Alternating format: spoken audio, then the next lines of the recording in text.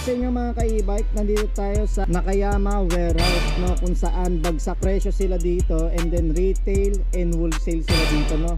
Sasabihin ko po sa inyo kung ano yung pinagkaiba nilang dalawa, no. So dito muna tayo sa version 1. Itong version 1 na to, ang motor watts po nito is 3,000. Compared dito is 1,500 lang siya, no. Pwede nyo naman po i-upgrade yung mga motor watts nyo. Depende na lang po yan sa inyo kung may mga budget pa kayo pang upgrade, no. Sa nakikita nyo rin po yung headlight nya, so maganda na rin siya, no, compared dito. And then ito, naka disc brake na rin siya. Ayan. Tapos yung tire din nito is tubeless na, no. So pares naman silang tubeless, no. Ang pinagkaiba lang nila dito sa brake, ito naka disc brake and then siya naka dam brake. And then ito naman naka dual shock na rin.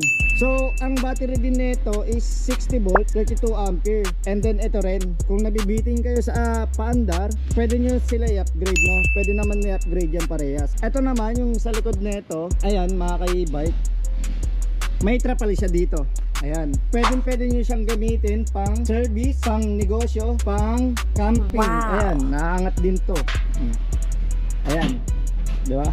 Meron na rin siyang upuan, Wow. no? Para sa mga bata or kung ano man. Compared dito sa kabila, sa version 2, ganito siya. And Wow. then yung bubong niya stainless na, no.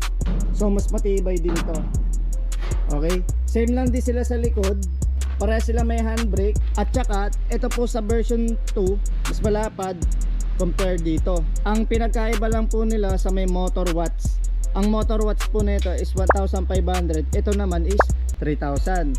So kung ano, i-upgrade nyo na lang po ito. Naghahanap kayo ng service, pang negosyo, ito pwede to sa inyo. Dito lang yan sa Nakayama warehouse, no? Okay, message lang po kayo sa page namin dito.